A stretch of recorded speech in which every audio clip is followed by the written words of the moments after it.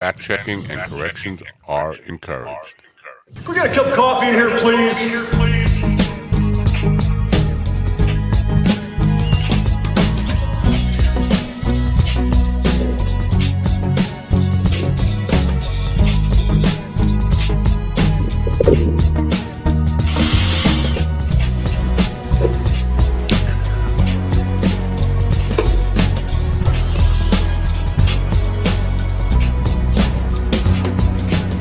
Damn good coffee. And hot. Wake up, America. You've got a dog that needs walking. That's right, sunshine. Just put on a big pot of strong coffee and get ready to type your little hate mail with your opinions about kumbaya and flat earth insanity. Stand-up comedy? You want stand-up comedy? Well, we've got sit-down comedy. It's Sit down. time for Coffee with the Dog. You Sit make down, me comedy. laugh. Yeah, you're making me laugh. Ha ha ha ha. A lot to laugh about. Ha ha ha ha. I need more coffee, man.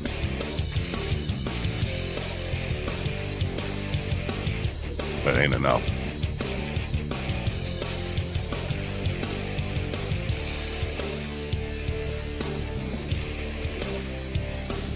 Yeah, the band's fired too. Well, you know what? Might as well keep them on. Might as well keep them on staff. Good morning, folks. Or not so good morning. It is Friday, which is a good day, usually. Friday, January 26th, 2024. We are in a bad place in America. We are really on the cusp of civil war. And you're probably not paying attention. Most of us aren't paying. Oh, what's going on in football? What's going on in television? What's going on in music? What's going on in podcasting? What's going on here and there? What happened with Mark Norman at New York Comedy Club? Weird shit. Maybe we'll talk about that at some point. But the truth is, 25 states are getting ready to take shots at the federal government of the United States of America. MAGA, M-A-G-A, is really EUSA, enemies of the United States of America. And let's start calling them that, EUSA, because that's what they are. Now, a lot of people, northern people mostly, never imagine themselves being traitors to the United States of America. There are a lot of people in the South that wanted to fight the Civil War again. But now you see why the 13th, Section 3 of the 14th Amendment of the Constitution about insurrection was written. Because, listen, you're on that side, folks. You are on the side of the insurrectionist. You are a rebel, a traitor. You are standing up against the United States of America. For why? For one man and his desperate need to stay out of jail. You are willing. You don't even realize that you're willing, but when the shots are fired, coming to a theater near you, when those shots are fired, when those shots are fired, you're going to still find yourself on the side of EUSA, enemies of the United States of America. And there's no escaping that unless you turn back and reject Donald Trump, because this is all about Trump. And you say, well, no, Biden wants it. Bullshit. The Republican Party and the Democratic Party both got together in a bipartisan way to pass a border security bill, or one they agree upon. We're about to pass it. And Trump said, no, don't do that. Don't do it. We must stop that because I need that issue to keep my ass out of jail. We can't fix the border problem. So Biden doesn't want this. Biden would sign that bill. If the Republicans and Democrats got together and they were together, they were ready to move forward with the bill, Biden would sign that bill in a heartbeat. Trump said, no, we must have a civil war. 25 Republican governors, by Trump's orders, are defying the United States government. Now, understand the ruling that they are upset about was made by Trump's Supreme Court, the same Supreme Court that overturned Roe v. Wade, and you were all for that. And now you all of a sudden you believe this court is against the United States. They're protecting the Constitution. We are desperately close to being at the point, and you know what? People poo-pooed the idea when I said, if Donald Trump asked you to kill me for him, I asked my friends, if Donald Trump asked you to kill me for him, would you do it? That's ridiculous. He would never do it. He's done it. He did it. It's been done. He's asked you to go to war to keep his fat, stupid ass out of jail. Now, keep in mind, I know how much you hate the opposition and the Democrats. The only way Joe Biden won in 2020, and Joe Biden did win in 2020, the only way he won was because people were rejecting Donald Trump. Nobody was in love with Joe Biden. Nobody still is in love with Joe Biden. The only way Joe Biden wins is in 2024 is if he's running against Donald Trump. Now, Democrats really want that to be the case because, listen, Trump is his favorability within his own party. All he has left are you EUSA, formerly known as MAGA, sycophants, leeches, stupid people. That's all he's got. The sane Republicans realize, well, the ones who are not under his thumb realize that he is what's holding the Republican Party back. You got one chance at keeping America safe from a madman. All the predictions about Donald Trump becoming Hitler have become true. All of them. And this is a sad place. I know, this is not what people tune in for this. We got Shavola, the brilliant political analyst. Fuck you, Mike. Really, fuck you. Don't watch. Because you're an enemy of the United States of America. You are on the side. And you go, oh, I'm not a Trumper. I'm not a Trumper. Yes, you are.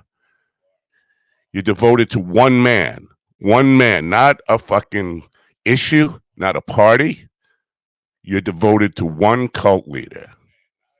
You don't like it, get the fuck out. Seriously. We are at the point of civil war. 25 states are ready to fire shots on the United States government because of your cult leader. You are an enemy of the United States of America. That is the bottom line. And if you think that this border thing could not have been solved by a Republican and Democrat bipartisan deal, then you're just clueless. You're stupid. And I'm sorry to say that, but this is a tipping point in America. I don't know how it would work out, whether these National Guard people who are conflicted they are signed up in the U.S. Army as National Guard, or mostly Army, who are loyal. They take their orders from their governor, the governor of each state. Each governor has now 25 states have ordered the National Guard to stand up to the federal government. Unfortunately, the federal government pays their salary. So there really is a simple solution. Now, Biden is totally fucking clueless and acting like this is not, or he's ignoring it. He's thinking it's going to go away. It's not going to go away. They are getting ready to do battle on the Texas border over razor wire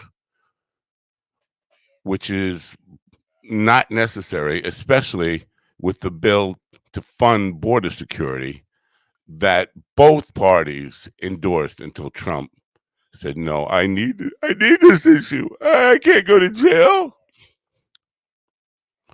And Biden is ignoring it, hoping it will go away. It won't go away. But we have 25 governors ordering the National Guard to stand and use force against the United States government. And if you support that, you are an enemy of the United States of America, flat out. What are you going to do? You're going to take side. You're going to be a rebel. You're going to be a Confederate.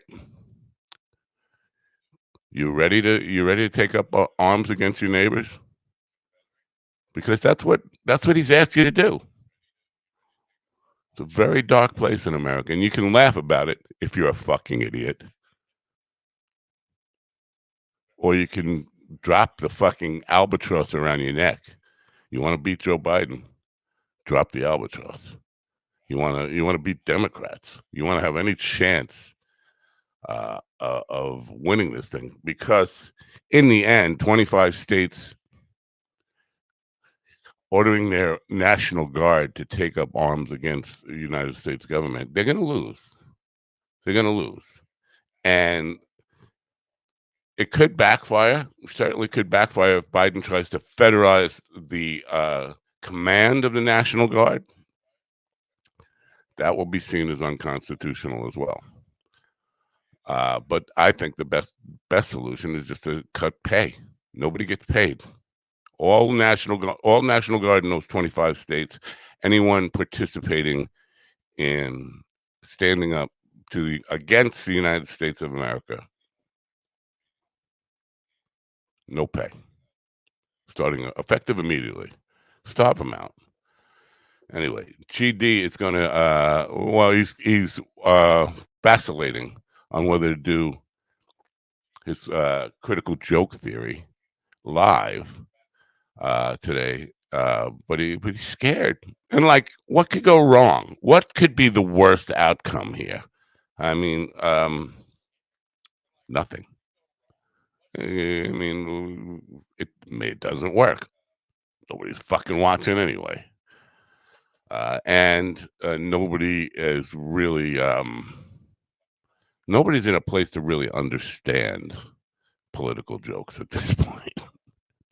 So, there's nothing to be afraid of. Just do it. That's my thing on that.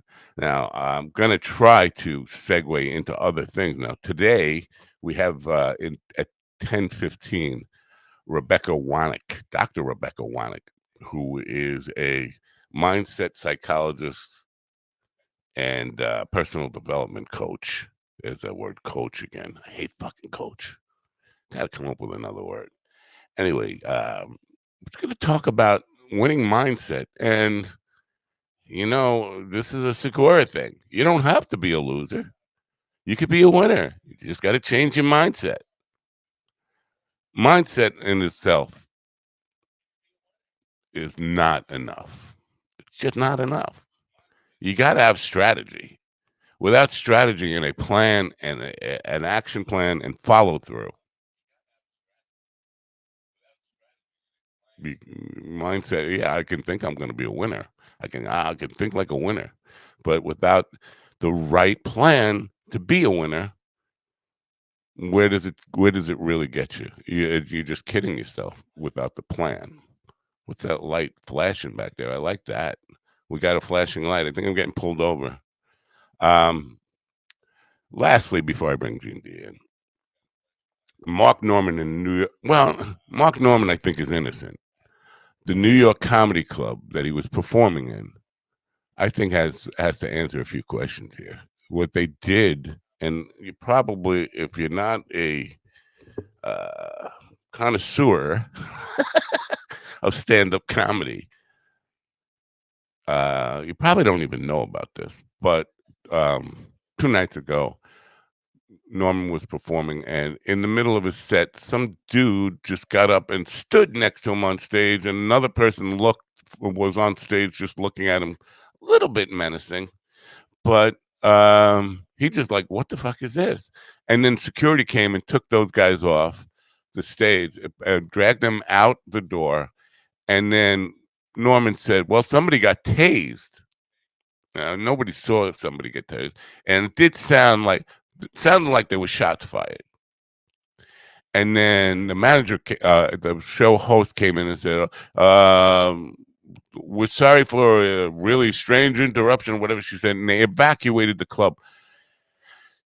Now, everybody who saw that was like, "What the fuck just happened?" Like, and is there any explanation? There was video of it. I'm not going to show the video. I think you can find the video. It's everywhere on social media. It's on my Facebook page. But everybody wanted to know what happened. The club put out a statement that it was a hoax, that somebody rented the club. Somebody with the handle high_high at high_high. The only one I could find with that handle is an Asian uh, entity with very few followers on Twitter. There's nobody with that on Instagram. So I don't know who the fuck they were talking about. But apparently at high_high rented the club, even though Mark Norman was performing there for the public.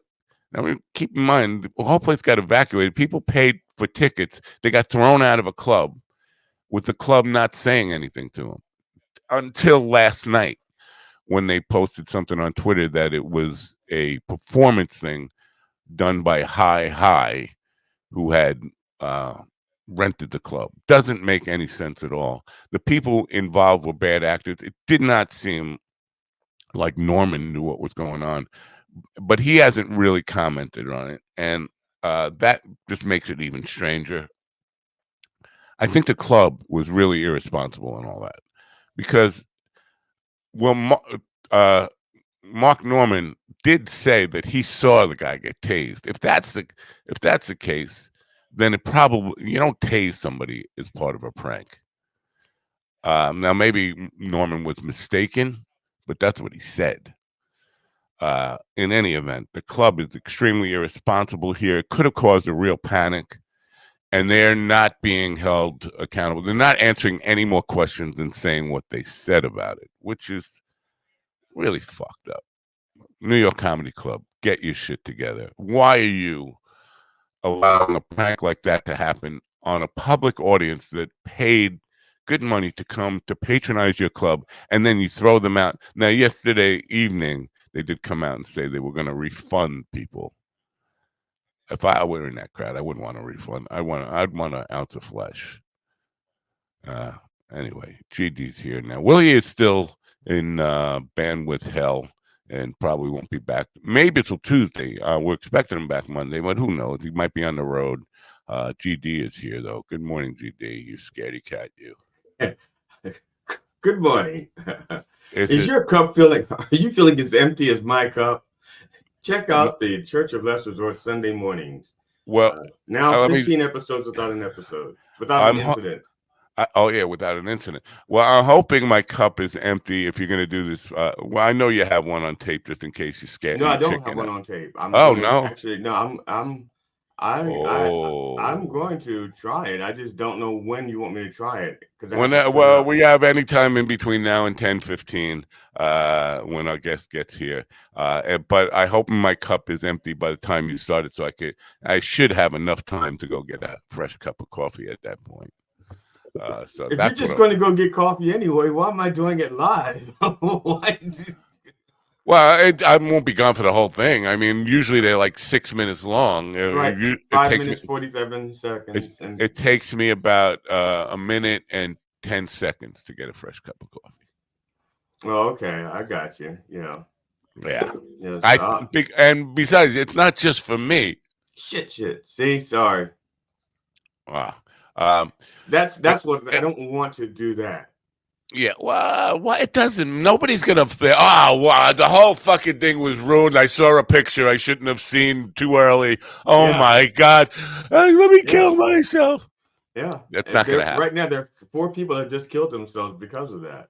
Well, I hope they were in Texas, ready to fight the United States of America now, in a civil war. I don't quite agree with calling them enemies of the United States. I prefer right now at least calling them enemas of the United States. Yeah.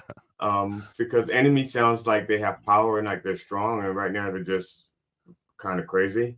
Yeah, And crazy. and I would not deny the National Guard their pay. I would double it, but I would double it if they go to another state. Double it if they just walk away. Double it if they go on vacation. They're not going to do. First of all, you know what? Half of them are going to be conflicted. Like, who do I take up arms against my own country for Donald Trump? Now, a lot of people are going to say yes. I'll take up arms against the United States of America for Donald Trump. A lot of them will. A lot of them will be loyal to the cause. But not half of them. Some of them won't. And within their own ranks, there might be infighting and all that kind of stuff.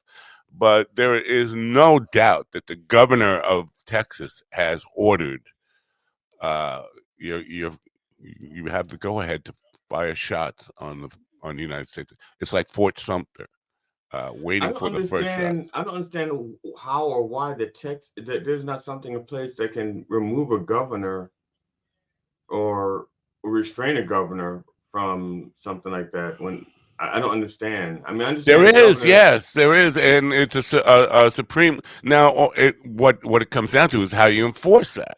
The Supreme Court verified that the United States has the federal government has the authority here. The same Supreme Court they are completely in support of when the decision goes their way. And when the decision goes the other way, they all of a sudden the Supreme Court is a bunch of rhinos or with the Democratic Party. Even though it's got a Republican majority, three of them were appointed by Trump. All of a sudden, they are the enemy. The Supreme Court is the enemy. But the court sided with the federal government. Now it's up to Biden to do something. And if he takes the first shot, that's not good. He can't take the first shot in this, but he is going to continue to try to remove the razor wire from the Rio Grande, and Abbott is going to continue to try to put the razor wire in the Rio Grande and force a confrontation. 25 other governors, including Willie's state. So Willie's part of our enemy. Because so, which state is Willie claiming this week? Well, I'm the state he is in now, South Dakota. Okay. They are with Texas, and the governor is down there on the border. Kristi Noem, she's there. She's ordered her National Guard to stand with Texas. Just, you know what? Fucking people want a civil war, and all for one man. It's not for them, because what they really want, and they're too fucking dumb to see they're being played by this fucking fat, smelly con man. What they really want is border security. You have a deal for border security. All you have to do is get out of the way. But Trump saw it coming and pressured both parties not to make the deal. Not both parties, both Mike Johnson. Yeah, Johnson, not parties, but Johnson and McConnell. Yeah. So Republican leaders. Well, McConnell is still trying to get people to support it in the Senate. McConnell is he's got a little bit of sense to him in that he's not ready for a civil war because he knows he'll lose, and listen, he's probably looking to go into the dementia ward as soon as he's out of office anyway. So it's not about him, but I think he realizes that the Republican Party and his state would suffer tremendously in a civil war. It's a fucking mess, and people aren't taking it seriously. We're talking about, what are you doing Friday night? And you're going out Saturday night, and what's the latest movie? And who's in the playoffs this week? Nobody is taking it seriously, but except those people in the National Guard who are thinking, am I going to get shot at today? Or am I going to fire at somebody? And am I going to be the first one to kill an American soldier on American soil for Donald Trump? Okay, so the solution might be for Biden to get the people that are coming up through Mexico to deputize them, make them part of the federal government. That way they have federal guards already down there. And as long as they can keep the Texas National Guard out of there, they can, stay in the United States. uh, Willie says he claims no state. Said those are alternative facts. I live on planet Earth. Well, the state you're in. Well, actually, it's not in South Dakota right now, but the state you're going back to next week. Let's put it that way. Your state of residence for the time being is against the United States of America. It's part of the new Confederacy. Mm. And that's not an alternative fact. That is absolutely true. Now, whether you sign up with them and you throw your allegiance with them, now you can say that you don't, and that's fine.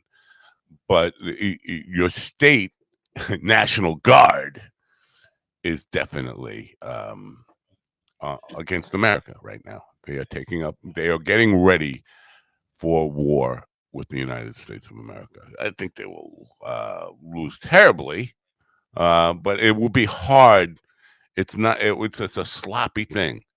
It's not like there are state lines necessarily drawn like south, north, and south, where everybody in a certain state, or most of the people in a certain state, were for the Confederacy.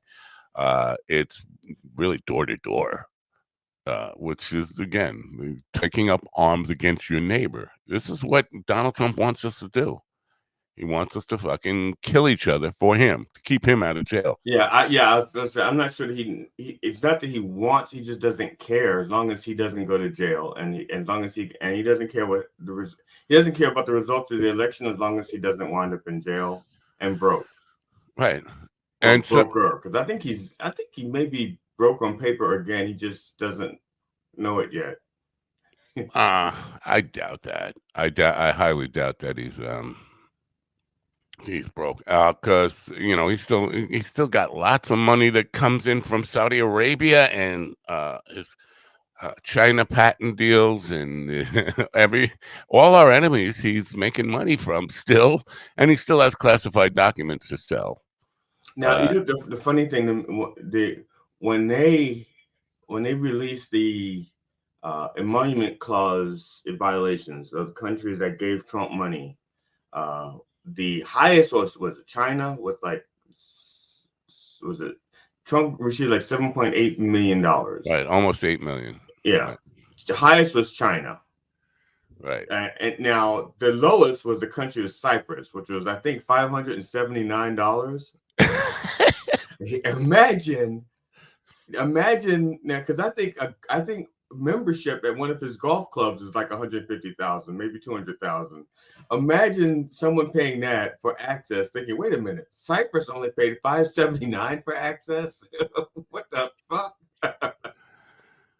What's the matter? They need a gig. They need a gig. There are comedians. There are actually comedians who are making more money off of a gig tonight than Cyprus paid to Trump. Right. I'm not one of them, but there are. So my friends are like going to see Jackie Martling. I'm probably going with them to the screening tomorrow night. But it's like we're planning life as usual. Life is normal when it's serious. I mean, people aren't taking this serious. Yeah, says you. Yes, says me and the governor of Texas ordering his National Guard to get ready to shoot American soldiers. Yeah, that's real. I'm not making that up. That's not part of my imagination. That's absolutely real. And 25 other states saying their governor is saying the same thing. Now, just because your governor happens to be a Republican and standing with Trump doesn't mean everybody in the National Guard for that state is on board with it. That's my point. It's like, but I do think if you cut off all their pay, the National Guard depends on that money to support their families. If you just say effective immediately, you're on your own. Let the states pay for you. Texas doesn't have the money to pay for their National Guard. They don't have fucking money to pay for their own electricity. Texas would be like, well, we got no money. So you think somebody who hasn't been paid and their rent is due and there's no food on the table is going to continue to say, wait a minute, I'm going to continue to fight. I'm gonna fight the federal government. I'm gonna fight the U.S. Army without I even think getting Trumpers counsel. would. I think the MAGA ones would, because you think about things like Waco. They were outgunned. They were outmatched. They had no food, and the only thing they did was just fight back because that was their cause. I think that there's some people there. I equate the MAGA fervor with ISIS fervor.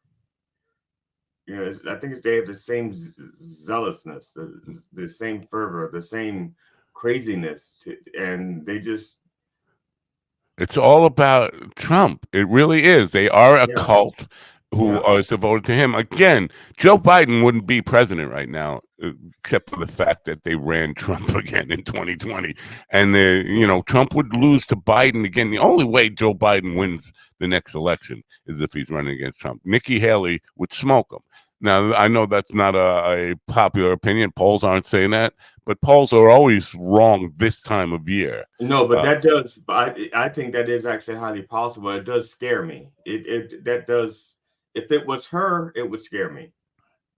Yeah, well, Yeah, well, it's her, but yeah, I know. that I would know scare you me. love Nikki Haley. You have a Nikki Haley T-shirt, and you love Nikki Haley. You're a big fan.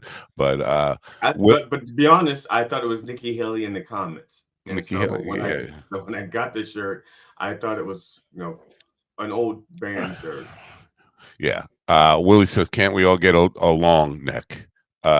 He feels like he's heard that some boy. Yes, we could all get along, simply if and you know what? We all except for one guy were ready to get along. This is the problem. This is the point I'm making here. The Republican Party and the Democratic Party came together to create a bill that dealt with the border security issue. One person in America said, please stop that. I need that issue. We could all get along if we just got rid of Donald Trump. The minute Now, he's gone. this is like a replay on steroids, because didn't this happen like back, was it 8 years ago, 9 years ago, with the Gang of Eight with Rubio? And matter of fact, Rubio actually helped to author the deal. And once he got kicked out, I think once he supported Trump, he turned against the very deal that he helped to author. Right. Yes. So you know what? Yeah, we can all get along. That's the bottom line. We could get back to normalcy where people aren't at each other's throats. The only thing that is keeping us divided is one person, a fucking cult leader who has got mindless I just hate Democrats, man. You don't know anything about the issues. You don't know anything about what the real problem is. Just trying to save the dictatorship for the Führer. Get rid of Trump. You get rid of all the most of the ugly divisiveness in America. That's as simple as that. They're not going to do it. They're diehard imbeciles who just fucking love the smell of fucking dirty diapers. Mm. Anyway, are you? Let's get off of this because it's too fucking depressing. I do expect probably will be some noise made about it this weekend. Somebody is gonna, like in Fort Sumter. Somebody is gonna be itchy and just like move too fast, even without orders to fire. Nobody gave the order to fire. Why'd you fire? I was ready, and I thought they might be coming for me, and I had a gun. Mm. So I'm getting off of that. Mark Norman, you're familiar with Mark Norman? Yes, tell me you know. No. Oh my I'm gathering that he's a comedian and something that happened. he's one of the biggest stars in comedy today, and yeah, something happened, but nothing happened according to the club. It's also, I don't blame Norman for any of this. I don't think he didn't appear. Maybe I should play the fucking video, um, but it did not appear to understand what was really going on. He was doing what he does, Mark, comedy. Um, he was doing his show, and this weird looking dude just came up and he was like just standing there, like looking at him, like I'm supposed to do something. He looked like a bad actor. He definitely did. Like I know I've been told to get up on the stage, but I don't know what to do next. And he was just standing there, and Norman looked like I'm like, hey, what is this? Hey, I don't know what this is. And then he looked over, and there was another bigger person on the other side. He was like, what's going on here? And then the security guards came and dragged those two people out. And then they told Norman, come on, you got to go, like as to keep him safe. But in the meanwhile, he said, oh, somebody just got tased out there. And he was doing like the little trot out the door. And then security came in and said they had to evacuate the place. So the host got up on stage and made some really weird. She was stumbling. She didn't know how to explain what was going on. Everybody's got to get out. Like, everybody's got to get out. Why? They just took the two people out the door. What the fuck is this all about? And no explanation for 24 hours until the club came out and said it was all a hoax put on by the people who rented the hall. Now, if it's a people rented the hall for a private affair, why are you selling tickets and having Mark Norman there who Well, that's doesn't what I was know? wondering. I was like, if somebody rented the hall, why is there a comedy show there? Unless they rented the hall and hired Mark Norman. Yeah, So none of it. it doesn't. None of Yeah, it fucking makes sense at all.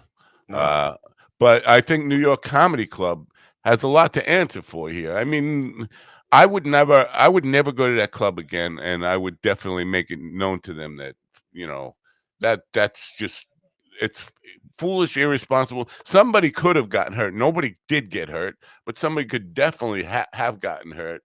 This is yesterday. Is this it? Is this the clip? I'm gonna play it just so you know what the fuck I'm talking about. Because when you see how weird it is, you'll be like, yeah, that don't make no sense at all. Um, is this the clip? No, looks like it might be. Man, why is everything so slow on that computer? Yes, no, maybe. Yeah, that's it.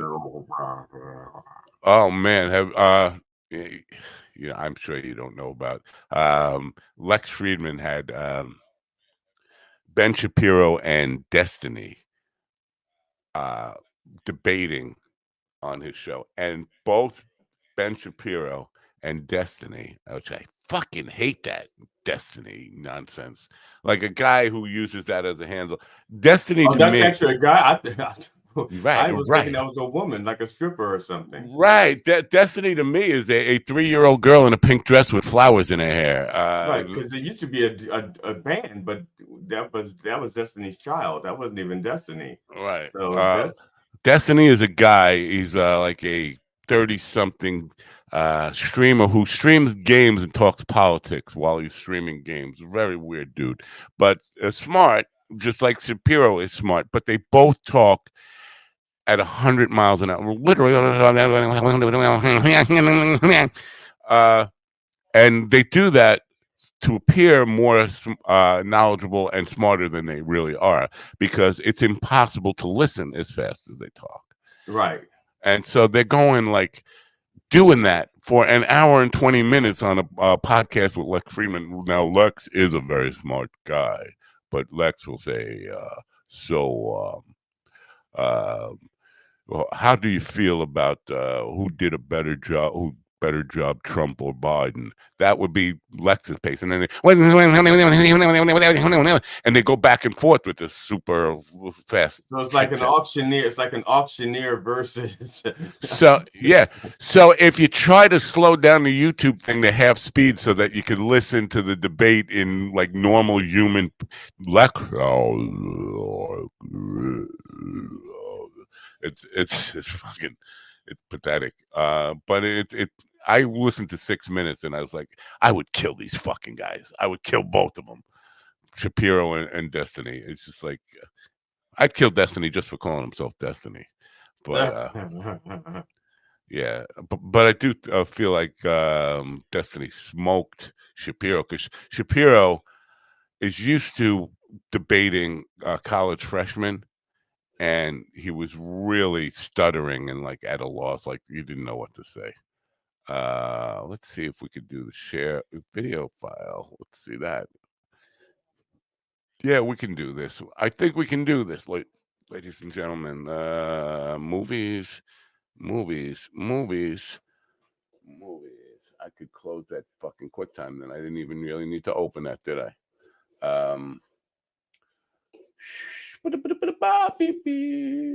Sorry, Ladies folks. and gentlemen, for those of you on 365 and do not have video, this is GD Fenderson with the colored commentary. The colored commentary. Here we go. Yes, I think the this is colored it. commentary. Okay. All right. Oh, jeez. Hey, how are? What do we got? A migrant here? Hey, what's going on? Oh, jeez. Everything all right? Just want to make sure everybody's good here. What's going on? Uh-oh. Oh, boy. Hey. Anything can happen at a comedy show. That was some kind of weird swinger sex party thing. Oh, God. Somebody got tased. Oh, boy. Okay. Oh, wait, whoa. I really froze there. I went Mitch McConnell. All right. All right. Okay. What the fuck? Everybody's got their phone out taping this thing. So much for the no recording. Right. Guys, everything's fine. We just had a momentary interruption. Just stay, get up, get out the taping. Guys, Can we get out or what? Not the camera. Yeah, I'm one of the producers of the show. Yeah, we just need everybody to get out, please. Mark's not coming back. Nice and slow, everything's fine, but... Got any photos or video of what just happened? Now, okay, that's it. All those people paid money to see Mark Norman and really didn't get to see Mark Norman were thrown out of the club with no explanation for 24 hours. Just and I don't know. What's your take? Do you think you saw Norman's reaction there? Do you think he was in on it if it was a hoax? Well, see, not having seen the minutes leading up to it, I don't know if he was doing like a killer set, and so he would be upset that this happened, or if he was actually dying on stage. It's like, thank God it happened. He almost never. He doesn't die on stage anymore. I mean, people who go to see him know what to expect. He's very quick. I don't think he was dying on stage. I think he was having his show. His show is what it is, but he didn't seem to understand what's going on here. And that one guy, when he jumped up on stage, he wasn't even looking at Norman. He was like looking over at the security guard.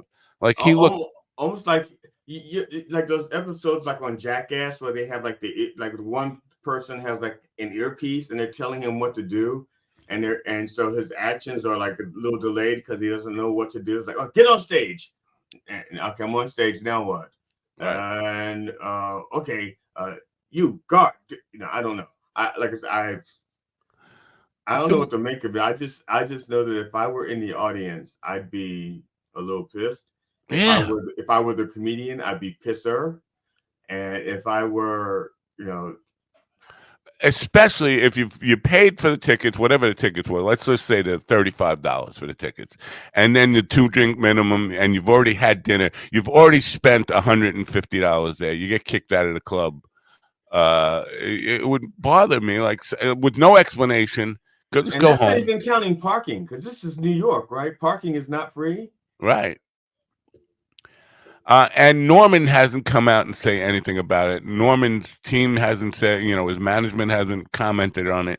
It's all just very fucking strange. And I don't know.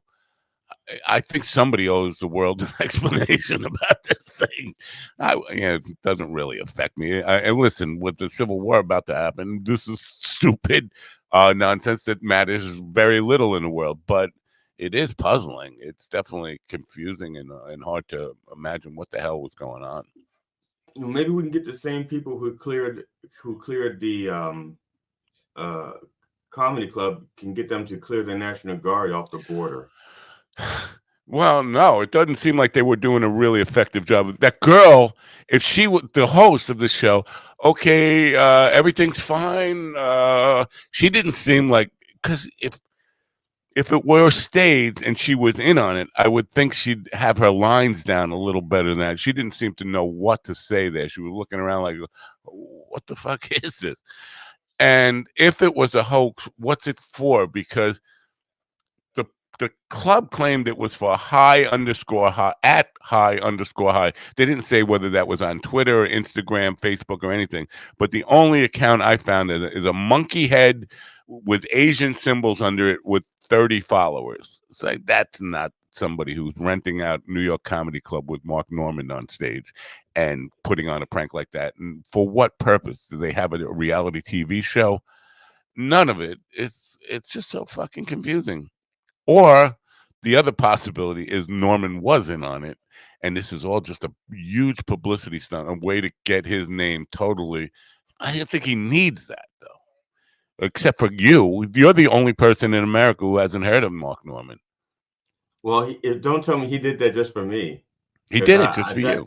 because I'm not for that. I believe that the audience is number one. You treat the audience well first. You know, Right. you give the audience a good show first, and then you worry about yourself. I don't know. Right. If that's the case, then I'm sorry, Mr. Mark. You've lost my support. Ian says Norman definitely was not in on it. He looked way too awkward. Well, he always looks awkward though, Ian, doesn't he? I mean, uh he's got this ADHD where he can't look people in the eye and all that kind of stuff. He's definitely a very awkward dude. And so that little trot he was doing, that's his thing. Like that wasn't abnormal for him. I agree that I don't think he was in on it, but the fact that he looked awkward, he's not a good actor. He's a great comedian, but he's not a good actor. I don't know. I think he wasn't in. I tend to agree he wasn't in on it. I'm perplexed by the whole thing. Um, you should have seen that look on his face. I always see that look on his face, though. He's always got that kind of weird, like comedy thing going on. I don't know. Anyway, yeah. So that's something something to distract me from all the crap that's going on politically in the world. But I don't think we're going to get any real answers to. Somebody's going to get sued. I think. Yeah, I would think so. But But then again, well, unless they reschedule the joke, reschedule the hoax, not Mark Norman, get a different comedian, but reschedule to do the hoax differently, so that that's people not. would get to see how Yeah, funny it's supposed to be. the loss of the night and the money you spent at the night would be small claims court. This lawsuit, if it were to happen, would be undue trauma because somebody thought, "Oh my God, I could get shot, I could get tased. What's going on here? There's a danger situation. It traumatized me. I already have condition, whatever they're going to say in a Right. legal I'll deposition." never be able to go to another comedy club again. Right. I'll never be able to go out. I'm so traumatized by this, I can't even go out to dinner. That kind of thing. That's what the lawsuit would be based on. Now I'm If traumatized just hearing about it. Damn it! I gotta get on this lawsuit. Right, yeah, class action. Let's do a class action on behalf of everybody who saw the clip, how it traumatized us all. And now I Yeah, can't. I mean, never be able to perform another comedy set and make Hey, people laugh ever again. maybe you should. Maybe you should try getting a couple of friends to cooperate with this. Jump up on stage. You go, "Hey, what's this? What? You're assuming Uh-oh." that I can find a couple of friends that will cooperate with me. Yeah, yeah. Uh, Before you do the critical joke theory. okay. By the way, Yes. that book, the comedy book, the audiobook, the guy actually mentions joke theory. That's the first time, other than you, I have ever heard the word joke theory put together. Uh, and he's talking about Seinfeld having his underlining joke theory, and he says it a couple of times. It's like, wow, that's really weird. I've never heard those two words put together in that way before. So, Huh. yeah. So before we go to critical joke theory, our guest today is a mindset psychologist, and I've had lots of psychologists on, and my fear is that they're going to tell me what's wrong with me, the major underlying thing that's what's wrong with me, and then I'm going to have to work on it. And that's my great. It kind of keeps me up at night whenever I have a psychologist on the next day. I'm thinking, oh no, they're going to see through my mask. They're going to see the real me, and then they're going to give me a laundry list of homework I need to do on myself. This is what I'm thinking about today. Mm. I'm on the couch without even being on the couch already. I'm starting out on the couch.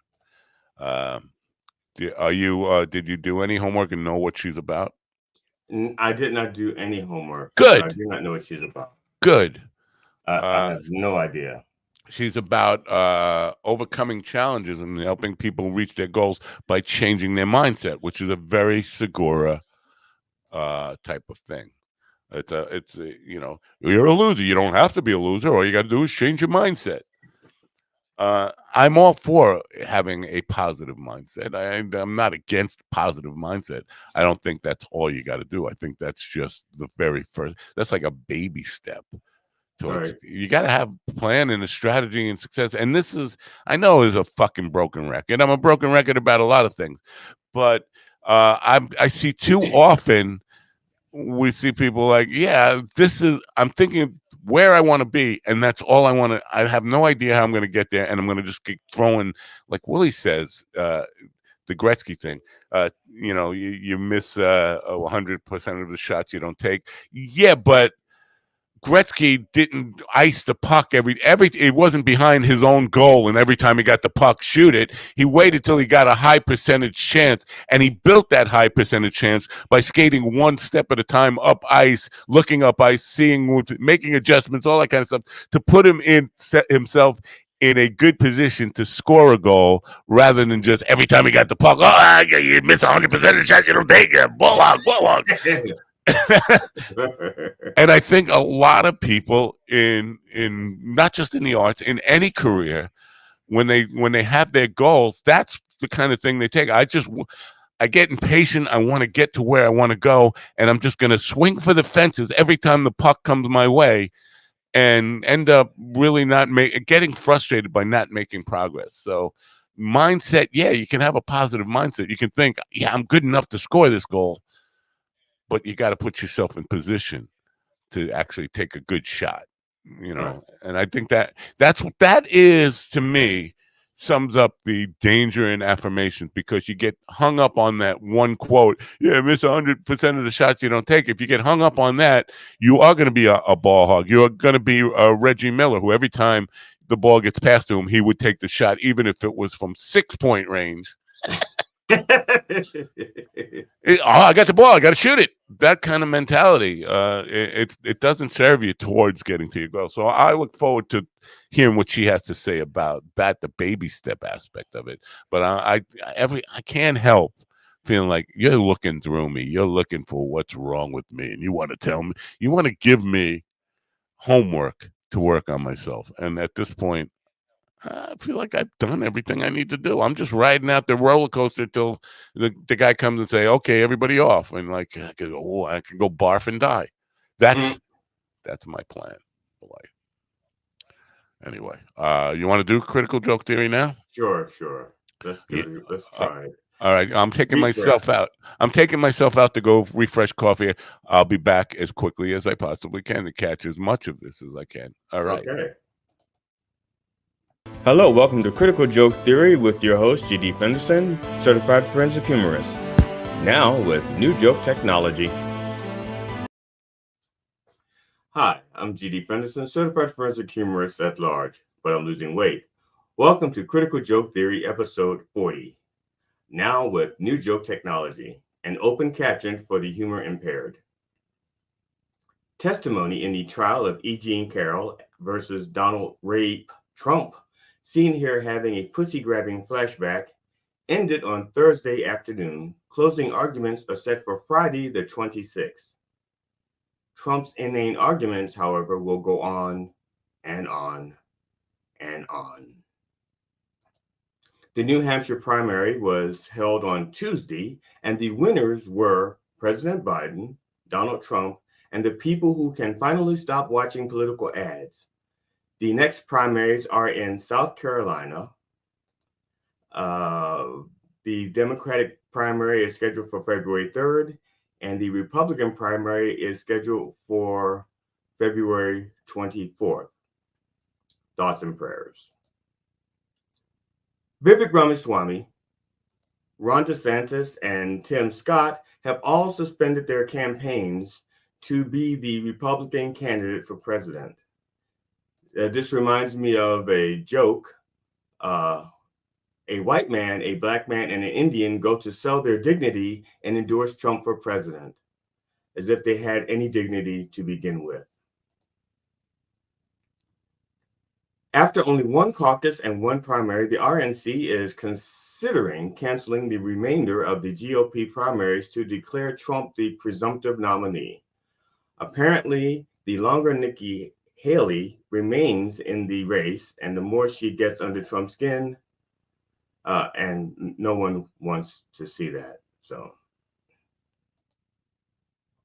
Alabama executed Kenneth Eugene Smith on Thursday for the 1988 stabbing death of a pastor's wife, Elizabeth Sennett.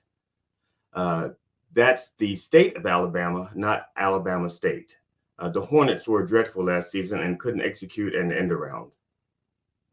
Smith was originally to be executed on November 17, 2022, but prison personnel botched the lethal injection attempt. This time, Smith was executed using nitrogen hypoxia. This method of killing is experimental and considered cruel and unusual for mammals. Smith's attorneys objected to this method, saying that Smith was being used as a guinea pig. Smith's last meal was steak, hash browns, and eggs, proving that he is not being treated like a guinea pig. If he were being treated as a guinea pig, he would have been fed hay and veggies. Janelle Grant, a former employee of World Wrestling Entertainment, has sued the company, its embattled founder, Vince McMahon, and its former head of talent relations, John Laurinaitis. And I don't know if I'm saying that name right, don't care. Alleging sexual assault, trafficking, and emotional abuse. McMahon denies the accusations, but is willing to settle the lawsuit in a no-holds-barred cage match. Former Trump White House advisor Peter Navarro was sentenced to 4 months in prison Thursday for criminal contempt of Congress, with a federal judge telling him he was not a victim or a target of political persecution, as much as he may have proclaimed otherwise. Navarro was also ordered to pay a $9,500 fine. Navarro was claiming that Trump had invoked executive privilege, confusing it with executing white privilege. A nose wheel fell off a Delta Airlines Boeing 757 passenger jet and rolled away as the plane lined up for takeoff over the weekend from Atlanta's International Airport in Georgia, according to the Federal Aviation Administration. According to a preliminary FAA notice, none of the 184 passengers or 6 crew on board were hurt in the incident, which took place on Saturday at Hartsfield-Jackson Airport. Apparently, with all of the bad press Boeing has been receiving lately, the wheel just didn't want to be associated with Boeing and was taking an early retirement. Retirement. Okay. Donald Trump Jr., seen here demonstrating his nipple pinching technique, told this story at a rally in Iowa. He was returning from a trip with 2 of his kids. He stopped at the McDonald's at the airport, and the bill for the 3 of them came to $49. This was his proof that inflation was too high and blamed Biden. Okay, let's pretend that Junior is telling the truth about his McDonald's bill for 3 coming to $49. First, what did they order? Second, he's eating at the airport. Penny candy is $12. Like, when was airport food ever cheap? Surely not under his father. So, all right. I don't have a joke for that. I don't know why he told that story and why he believes airport food would be cheaper under his father or taste any better. Japan's smart lander for investigating moon, or SLIM, safely landed on the moon, but at a bad angle. It landed in the right place, but it must have the wrong tilt. The SLIM was powered down with 12% battery power remaining, with hopes that the sun may shine on the solar panels from the west, and at that time they can restart the lander, although chances of that are slim. The United Auto Workers have endorsed Joe Biden for president. The United Auto Workers appreciated the support that President Biden gave them during their strike, and they called Trump a scab. The scabs have formed a union to protest being associated with Donald Trump. I'm G.D. Fenderson, certified forensic humorist, now with New Joke Technology. Thank you for watching Critical Joke Theory. Be safe out there, and please don't feed the crazies. Critical Joke Theory with your host, G.D. Fenderson, certified forensic humorist, now with New Joke Technology. Wait, it's all over the place. This critical joke stuff. It's all over the place. Pretty good stuff there. Navarro got sentenced to 4 months, but didn't get taken into custody. Kind of reminds me a little bit of Steve Bannon, who got sentenced to 4 months 2 years ago and has not served a day yet. Yeah, that's so I don't think Navarro's ever gonna serve a single day of his sentence. I don't get it. If it were me, I would have served 2 years of my 4 month sentence already. And that's what time off with good behavior. Right. And they would never, they just throw away the key, like, forget it. But yeah, we gave you 4 months, but really it's the rest of your life. To just deal with it. It's just bizarre. What else in there was did I want to comment on? The junior stuff.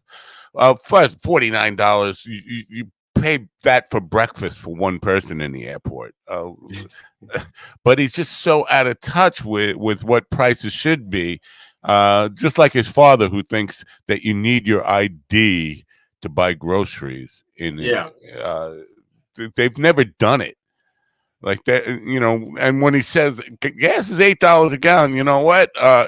This is so fucking bizarre that he will say that in front of a big crowd, and not one of them will say, well, I just bought gas today. I mean, I buy gas a couple of times a week. It's not $8. It's here. It's $2.90 a gallon. In New Hampshire, when he was in front of these big crowds telling him it was $8 a gallon, it was like $2.47 for regular. That the day he's on stage, and not one of the people in the audience has enough, I don't know, brain power to say he's lying to me. He's just lying to me. my wife and I were watching a show that we had recorded. Well, my wife and I we watch Dexter every year. We start over and watch the series Dexter from starting in January. We watch the whole thing. The episode we were watching was aired in 2007 originally. In the background, the guy's pumping gas, and you can see the price of gas in 2007 was $3.49. Right. It's like, so the people are complaining. Like, first of all, gas, the price of anything does not go down over time. It always goes up. And the only exception used to be technology. Like, if you bought a new television, the price used to be high in the beginning until they reached a certain point. And then they would drop the price after, I think that's still true. Okay. Because TVs today are cheap, like color TV in 1963 would have cost you like $450 or something. Now you can get a bigger TV than you would have got in 1963 for $149 on Walmart special or Amazon special. Yeah, but they're complaining that because last week that TV was 130. Right. Yeah. See, I'm saying what I'm saying is that people have lost their long-term perspective. That Right. they don't. It's like, yeah, I can complain that when the first time I bought a gallon of gas, it was 25 cents. Right. You know. Yeah, so that I appreciate that you did it live today. I enjoyed it more. What I obviously missed the first minute or so, but I enjoyed it more than watching the tape. And I hope the audience did. I will look later to see if we had drop off, but I don't think my gut instinct is saying no, we don't. Well, maybe Anyway. they're waiting for the train wreck. Yeah. Well, and I didn't get a chance to practice it. That's just it. I didn't get a chance to read. Well, I read through it once, but I like to read through it a couple of times to look for mistakes. Yeah. And like the punctuation, because you'll go to read a word, but the punctuation isn't there, and so it changes because you don't use the comma, and it changes the way the sentence is read. I wrote out 2 scripts for myself last night. One is for my last Tom Segura video, at least for the time being, my last Tom Segura video, and the other is for my Business of Pod channel. But I hate reading scripts, and even I read through them like 3 or 4 times, and I will still get tripped up on a word here or there. This is what occurred to me while I was getting my coffee. About what I was talking about, home run and swinging for home runs. I do think there's a shot. Both you and Willie are in a fairly decent position to take a shot at. Jon Stewart is taking back over the Daily Show. Right. And I do think if you guys put together some material, written or video stuff that is right for the Daily Show, he definitely wants contributors all the time. He's always looking for new contributors. Not saying you'd get a steady spot on the show, but I think it's a good way for you to hit a home run from home without doing like a tremendous amount of. All you got to do is put together the material and send it in. I know for a fact they review everything that comes in as positioned as a contribution, and the kind of stuff you just did is definitely the kind of stuff they love. Whether so not necessarily that kind of live read. You could do that as a polished, recorded, edited script type of thing and send that in. But again, back to the home run idea, this is a shot I think you guys, people like you and Willie, are in a good position to take, and I would take it if I were you. I'm not saying you should. I'm saying if I were you, I would.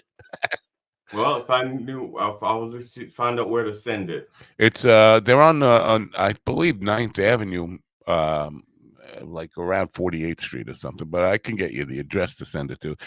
Basically, you just put it in a package and send snail mail and write contribution request or something like that on it. And I know they review every single one that comes in. And that is a shot worth taking. That is definitely a shot worth taking. And it's a shot worth taking repeatedly. Like I would do one a week until they. I'm serious about that. I would do one a week until they responded yes or no, either way. And even with a no, I'd probably. Maybe the Reverend can do one. Oh yeah.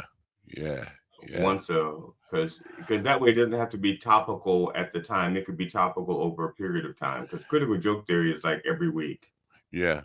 Listen, go ahead. I'm gonna out myself as a complete racist asshole here, but okay. White people love the black guy in character. Like I'm thinking, like Dean Martin Roast would love the Reverend. You know what I mean? That character would be a just a really attractive thing. People love that. Middle America loves that because it's a fake real person. Yeah, not that the Rev is fake at all, but I understand what you're saying. He's he's not fake, although he doesn't have a driver's license. Yeah. If Right. he gets pulled over, he's in trouble. That's why when the two of us go out together, I drive. Right. Not that I would get in less trouble, but at least I have a license. Right. Now, the last night I put out a lot of reels. AI, first of all, let me just make it clear that AI edited the reels. I just manually posted some last night because I didn't want to wait for the scheduled postings to go out. And I was looking to get some extra traffic boost on my numbers. And one of the ones I put out was John Stage the other day was on the program. Might have been yesterday or no, 2 days ago.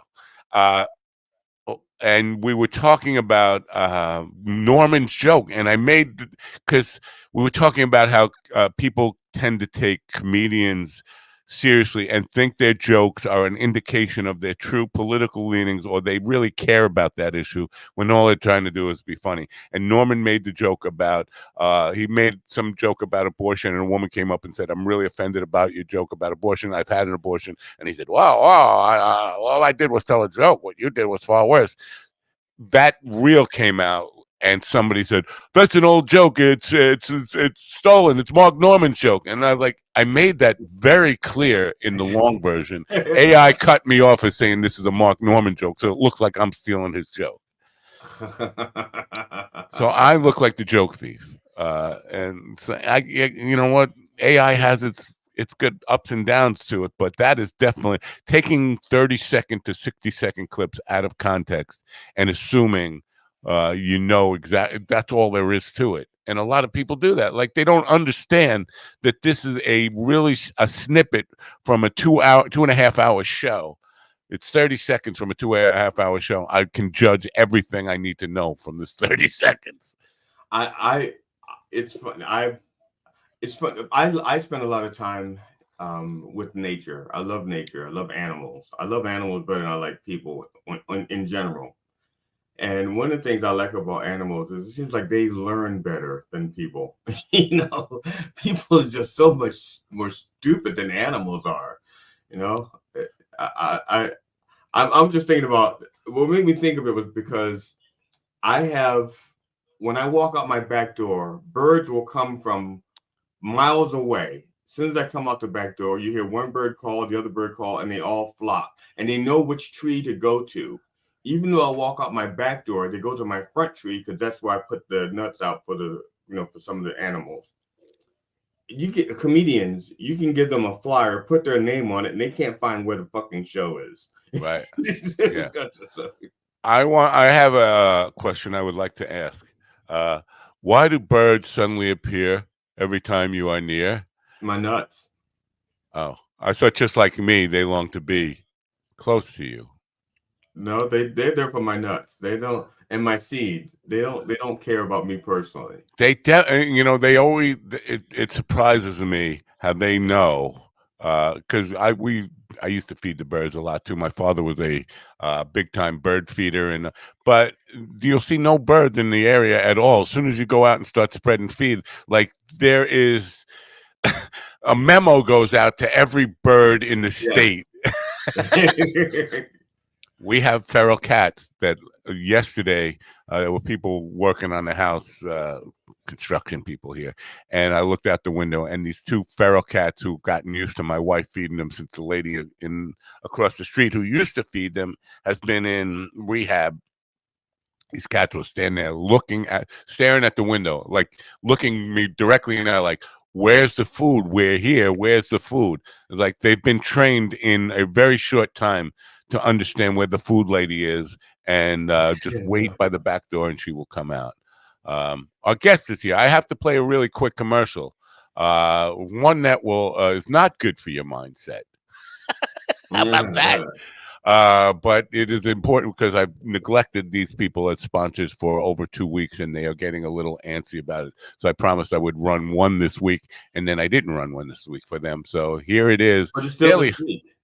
Huh?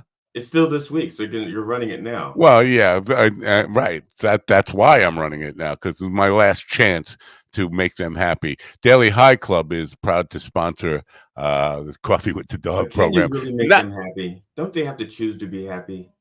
Yeah, it's all about mindset, man. It's all about having a positive, happy mindset. But here's the thing: if you smoke a little too much, if you patronize Daily High Club a little too much, it might mess with your mindset in a serious way. But we have to play it. So I love Daily High Club. I'm almost daily high right now. With humble East Coast beginnings in 2015, Daily High Club is the premier destination for glass water pipes, vaporizers, and consumption accessories. If you're looking to elevate your smoking game to the next level, you're in the right place. With over 1 million top quality smoking products sold, and with a growing base of over 10,000 monthly subscribers worldwide, we deliver the ultimate smoking experience. But Daily High Club is not just another retailer. We're lovers of the smoking scene ourselves, working with giants like Tommy Chong, Snoop Dogg, Chanel West Coast, and more. Ready to join the Daily High Club? Let our experts curate your collection with our awesome El Primo monthly subscription box. Or grab one of our fun and unique pieces from our smoke shop. Get started today. Visit minddogtv.com and click on the banner on the homepage.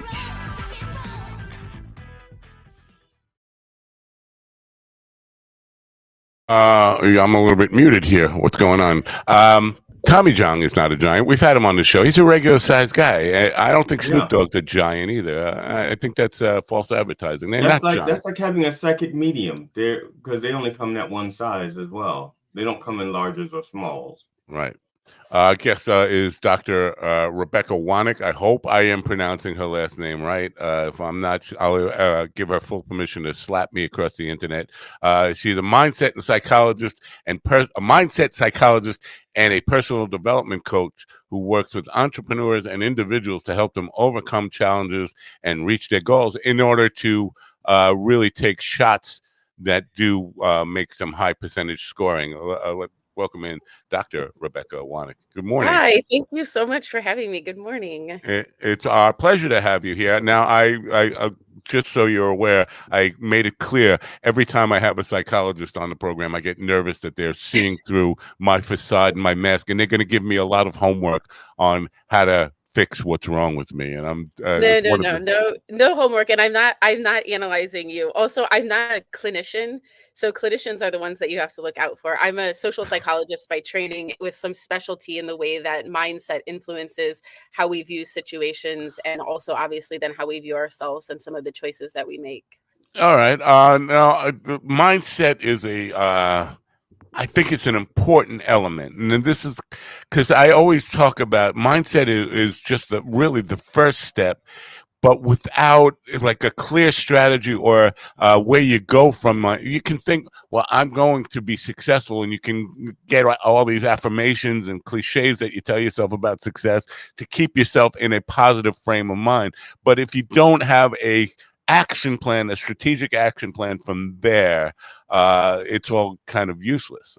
What's your take on that? Yeah. So first of all, I think like the viewing yourself from a positive light is good, but I always advocate for view yourself through the lens of critique, because if everything you were doing was good and great, then you'd already be successful. So obviously there's room for improvement. So my really core mantra is live in the space of challenge, constantly be looking at what you're doing wrong, not always celebrating what you're doing right. And you oftentimes need somebody else to help you with this, because like I have years of training of the self-critique and looking for places for improvement, but most of us live in this delusional state where we have a lot of rationalization. We tell ourselves that everything is fine when it's not, because that's self-protective. It makes us feel good in the moment. But my idea is if you feel uncomfortable in the moment, the next moment's going to be better. The next one after that is going to be even better. So you have to kind of get away from this view that the larger mental health community really reinforces a lot of disempowering messages that are like, you should strive to feel good about yourself all the time. High self-esteem is key, because it's not really going to be the thing that's going to help push you forward more optimally in the long run, if that's the space you sit in all the time. Right. I think a lot of people become addicted to self-help quick fixes and get addicted to things like affirmations and stuff. And it comes off as me saying that as people think I'm against affirmations. I'm not against affirmations. I'm against people living their lives as one string of affirmations after another, thinking that is all I need is just to keep telling myself move forward, move forward, move forward. You're doing the right thing. Keep on the path. Don't give up. Don't quit. All those kind of things, one after another. And at the end, if you don't have any progress to show for it, to measure your success, that is an indication that that strategy of affirmation addiction is a failure. What's your take on that? Yeah, no, absolutely. And the thing is, so when I talk about mindset is important only if it drives a change in your behavior. Because Right. ultimately, whether you are or are not getting the things that you want, it has to do with what you're doing. The other thing that goes along with that idea of affirmations that's really problematic is we exist in this me first state of mind all the time, where it's like I go into a space, I expect my feelings to be acknowledged, I need to be validated, everything about me matters. And I'm like, it matters to you, but that doesn't mean that it has to matter to everybody else. Whatever's going on with you, you can get people to celebrate it, but don't ask me to celebrate it, because I have every right to have a different set of standards that I can use to evaluate things. And society as a whole has a shared set of standards about things that are going to lead to success and things that are not. And if you sit there and you affirm yourself and say, my mindset is the correct way of viewing the world, and you go out into the world and the world's not responding to that, then you going back and saying, but I'm right, I know I'm right, celebrate me, is going to get you nowhere. Right. You have to understand that we exist as entities in a social shared space. And so learning to adjust self to situation is really a key part of having optimized mindset. What's Right. happening around you? I always say read the room, right? Like pay attention to what's going on around you, because that's going to be the thing that's going to help you to be the most effective. And it's challenging. It's challenging to learn to accept that your feelings, your thoughts, your perception isn't always going to be the thing that's correct. So you need to find people that are going to give good, useful feedback to help push you to challenge yourself to grow and change. Okay, Well, it would help me if you were to stop saying things I agree with already, so that I can say something counter. So I can't. So let's do this. Are we Okay. saying your last name correctly? And if we're not, is this the last name you're going oh, to have that we know? you want her to slap me across the internet? No, I'm, I think you said Wannick. That's what it is. Correct. Yeah, I did say that. Yeah. And he's just so used to me screwing people's names up that he was hoping that you would be mean to me for screwing your name up. But well, I it's wasn't a hoping fairly that you'd be simple mean to one. him. That's not. I wasn't hoping you'd be mean to him. It takes an individual like yourself who is of a kinder heart more than 5 minutes to be mean to him. You would have to go into like your seventh minute before you find it within you to say, wait a minute, I should be mean to him. Right. Now, from the entrepreneur perspective, and I've talked about this with about a friend who developed he thinks he invented a sport. He says he invented a sport. Okay, developed a new sport 35 years ago, and I've had this conversation with him 100 times to the point where he won't talk to me anymore. But he's been on this same thing forever, trying to force what he believes is a good product down people's throats, where people have clearly made it clear or clearly demonstrated that they don't have any desire for this product. And I try to put it in these terms: you can't think about delivering to the world what you find valuable. You have to look at what the world wants and what they think is valuable, and then present a product or service that adds value according to what they say their needs are, not what you want them to have. Do you agree with that? Oh yeah, that is absolutely correct. And it's exactly that idea of adjust self to situation, not the other way around. You may think in your mind you have the world's greatest product, but if nobody's buying it, something's wrong. And if Right. you're not paying attention to that, then you're likely to fail. Well, if I could, part of it is excuse making. I've got a product, nobody's buying it. It's not that there's something wrong there. It must be the marketing. It must be I got to fire my salesman. It's whatever. It never comes down to, am I really adding value to people's lives with what I'm offering? It's like the excuse making. So excuse making, I think, is part of a mindset as well. And I just want, how do you, if you are conditioned, you've conditioned yourself from a life of excuse making, I can't be wrong about this. How do you make that shift from being really focused on adding value to getting away from like excuse making about what that really is and taking a real honest look at what you're offering the world? Yeah, that's a great question. So to be honest with you, I mean, shameless self-promotion, I think most people need to talk to somebody like me because it's really difficult if you don't have the training to break through and see where you're causing problems for yourself. And when we talk to people like our friends or our family, we tend to get defensive because there's a lot of emotions wrapped up in those relationships. So if you get an objective outside person who can challenge you and say, here's what I'm hearing you say over and over again. It's excuse after excuse after excuse. That's fine. If you want to live with those excuses, that's fine, but the outcome is going to be the same. So here's an idea, challenge yourself to make a change and see what happens. Because you're right, we fall into these patterns and everybody has them. We want to feel good about ourselves. So we do a lot of things, we manipulate the situation. And in the case of business, maybe it is marketing. But then you try and change the marketing and you collect the feedback that says, oh, it's still a failure.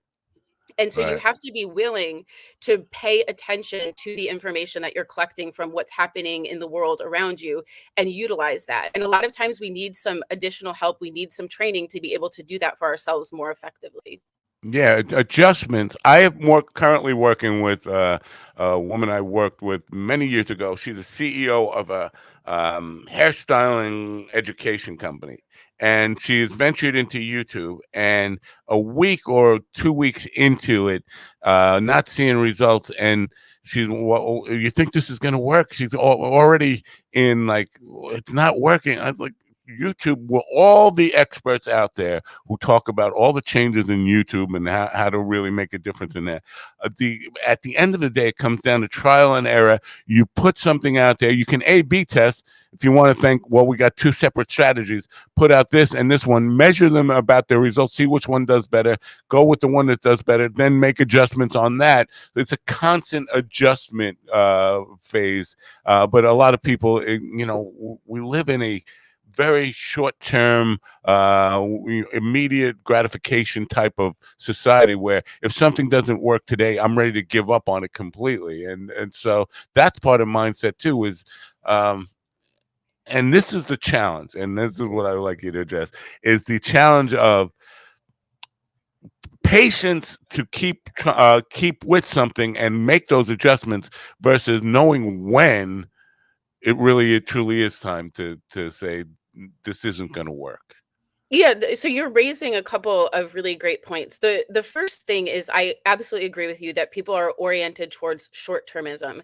I want an immediate fix right now. And I think you mentioned like life hacks earlier. I've written several times on my blog. There is no hack in life. Anything of value in life requires hard work and it requires time to get to the valued endpoint. If you don't understand that, then your life is going to be way less fulfilling than it otherwise would be. So if you don't adjust your mindset first and foremost to valuing challenge, valuing the long-term commitment, then you're selling yourself short. So that's the first key piece. And the second thing that you were talking about is, we can dump a lot of time, effort, and energy into something. And this, I oftentimes work with people in relationships. So it's like, I'm putting a lot of effort into this relationship. It's not really turning out the way that I wanted to. How do I know whether it's worth continuing to put in effort versus pull the plug? And the short answer is there is no easy way to kind of decide that. You have to look for you. And what I always tell my clients is, are you getting more out of this? Like, is this something that's a net gain for you or is it a net loss?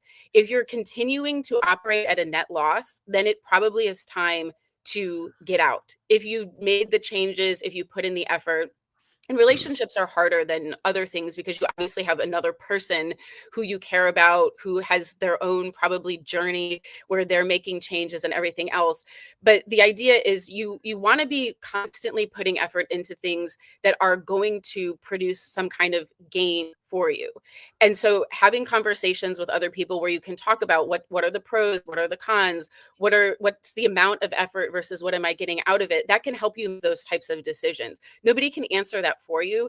And the thing is, you might make the wrong decision, right? Lots of times people are like, I left this relationship, I want to get back into it, I gave up on this endeavor, oh my gosh, the next week somebody that was doing the same thing hit it big. You're not always going to win, but you have to be willing to constantly evaluate where you are, what you're getting, so that you can work to make decisions that are going to help you to feel better about the place that you're in.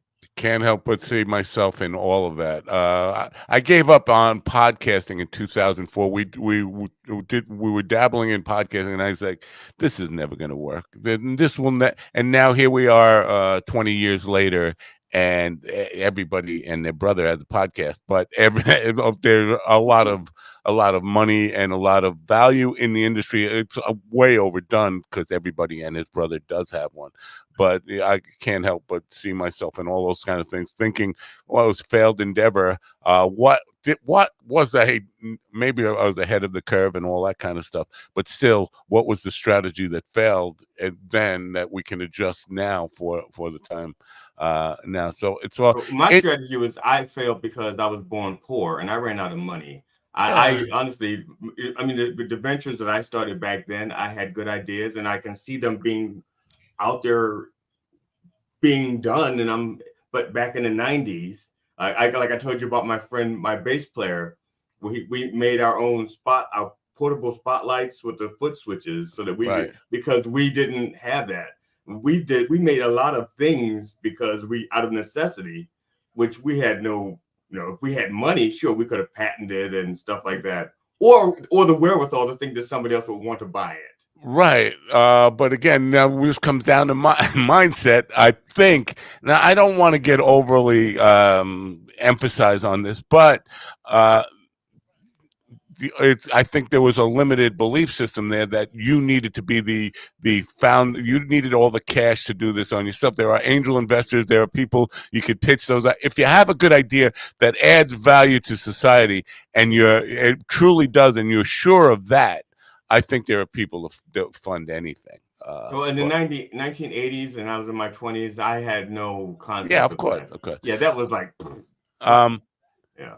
But now there's an app that you could probably go to, but back then you right. 1980s and 1990s. There's like there was no app. Yeah. Interesting. And I wanted to ask you, and I'm going to ask you after this about working with creatives. But since you mentioned working with relationships, we had a guest on earlier this week, and she's coming back in February. She's a psychic medium, but her book is about relationships. All's fair in love and karma.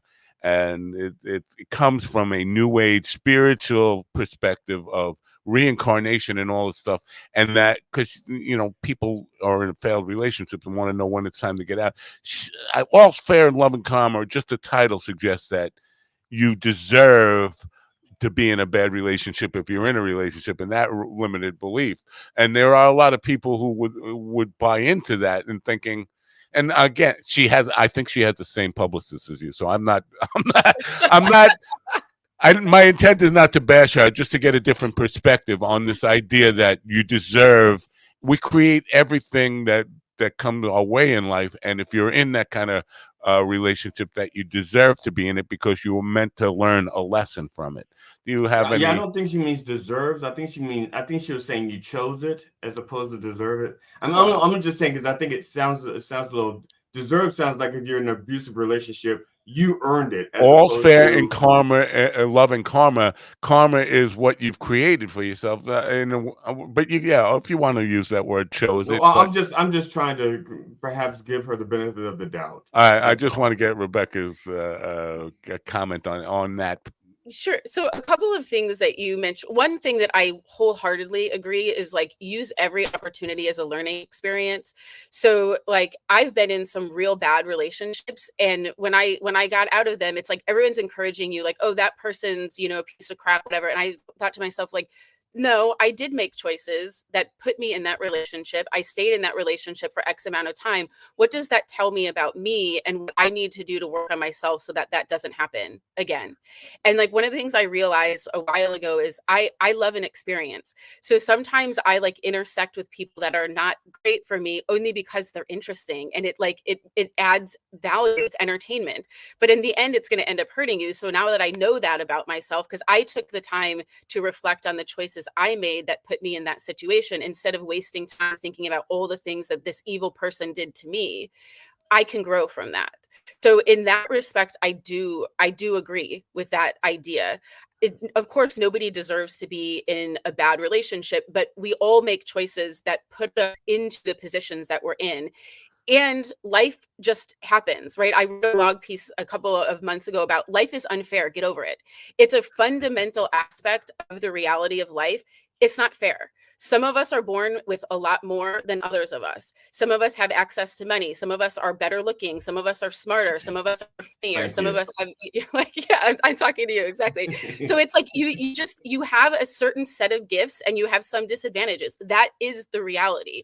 So when I say like your choices put you where you are, they do, plus what's happening around you. But given that you can't control everything that's happening around you and you can control yourself, the onus is on you to always reflect on what did I do to put myself in this situation, and what do I do to make sure that if I don't like it, it doesn't happen again, or if I do like it, it keeps going.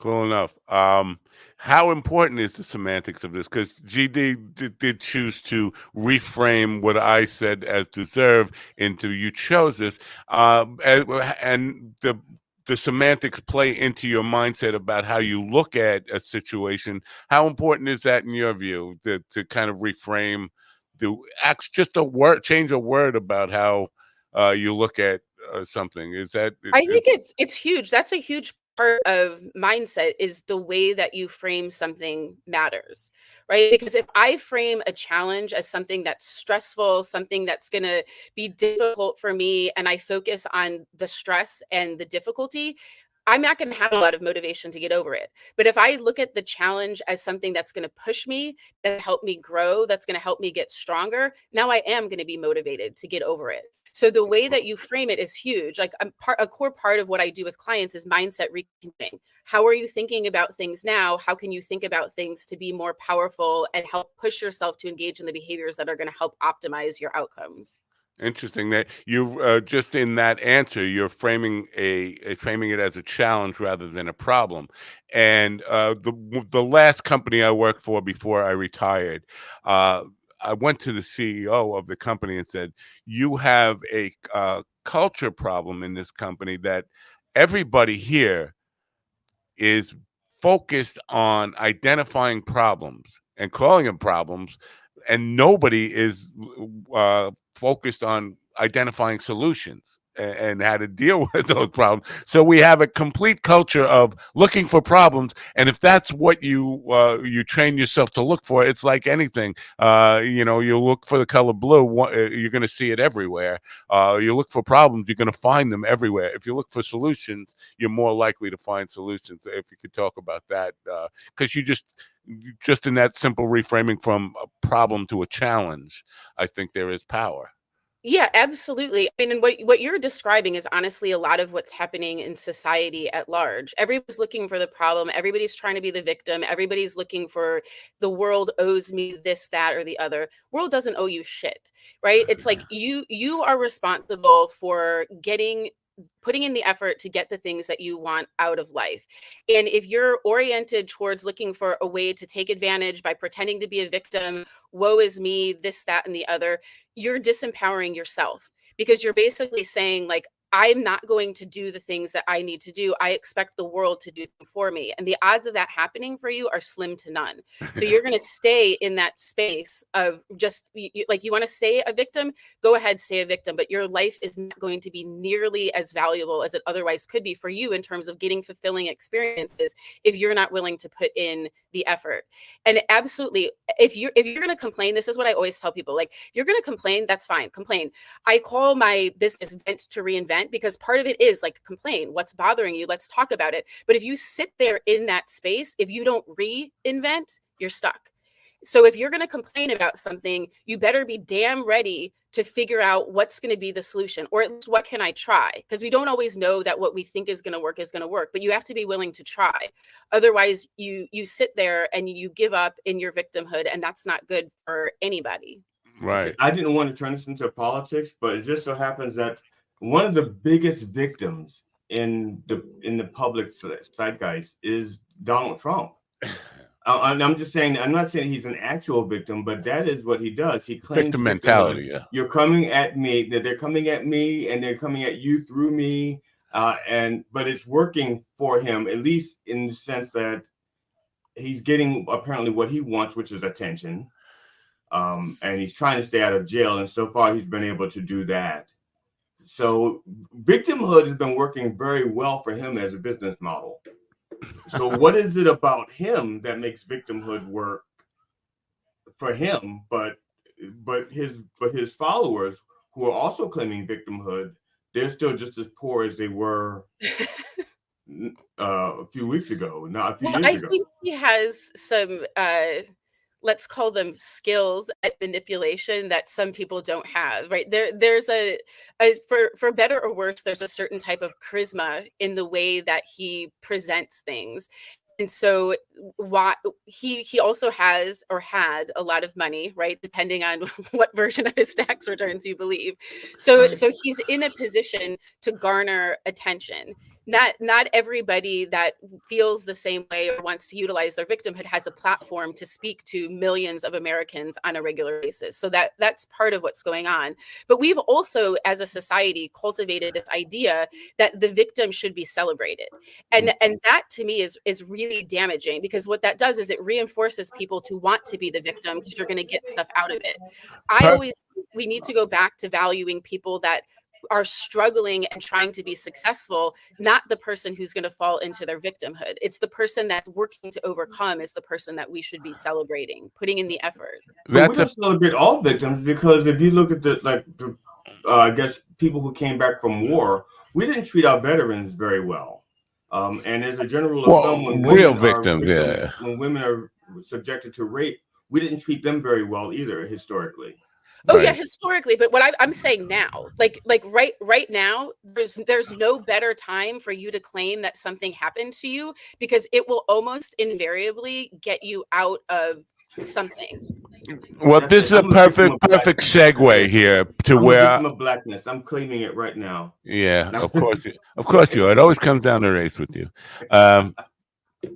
Perfect segue, because you work with entrepreneurs and individuals, but we're talking about cultures here, and a bigger thing of our culture of victimhood within organizations and stuff. Do you work with organizations on, first of all, identifying what their culture is? Because what you're speaking about is a culture of victimhood, and we can take that down to the individual level. But if we develop that as a culture, then it becomes infectious. So within what you do you work with organizations, or is it always on the entrepreneur level or individual level versus the organizational level?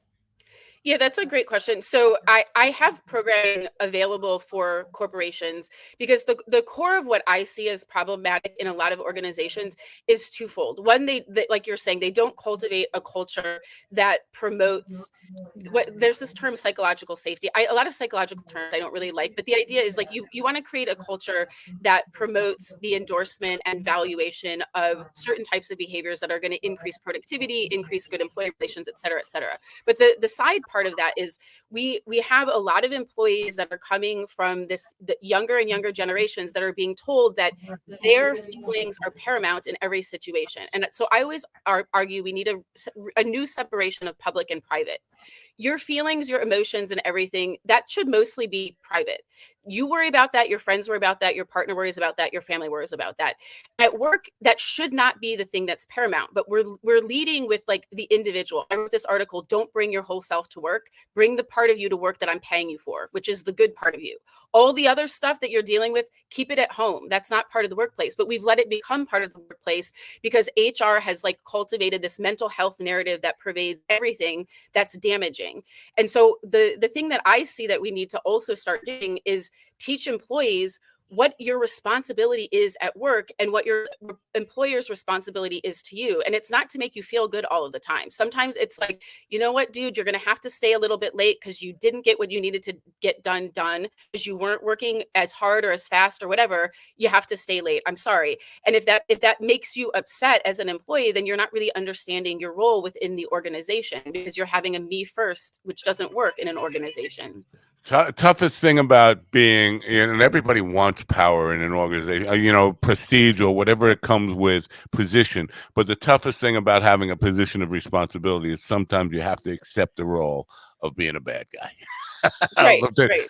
Not everybody's going to like you all the time. And no matter how much you try to cultivate a team mentality of we're all in this together, there are going to be some times where people who are subordinate to you in an organization are not going to be happy with you and probably curse you under their breath and go home and tell their spouse what an asshole you are. And then the spouse would agree. Also, I'm a professor, so I always tell my students on the first day of class, I'm happy that you're here and I like you and I'm here to support you in your success in this class, but like you're probably not always going to like me because my job is to push you.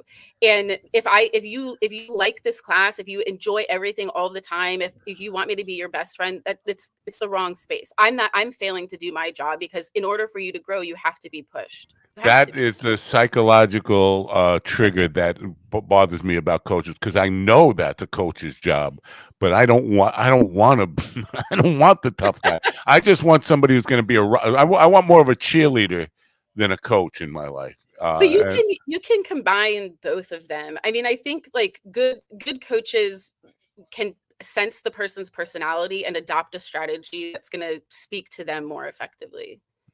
By nature, I am more of when somebody presents to me with, what do you think about this idea? I take the position of coach rather than cheerleader right away. I had an incident like that yesterday when somebody, what do you think about this idea? And I was immediately went to the analysis of why I thought it needed some tweaking rather than saying, yeah, go, that kind of stuff.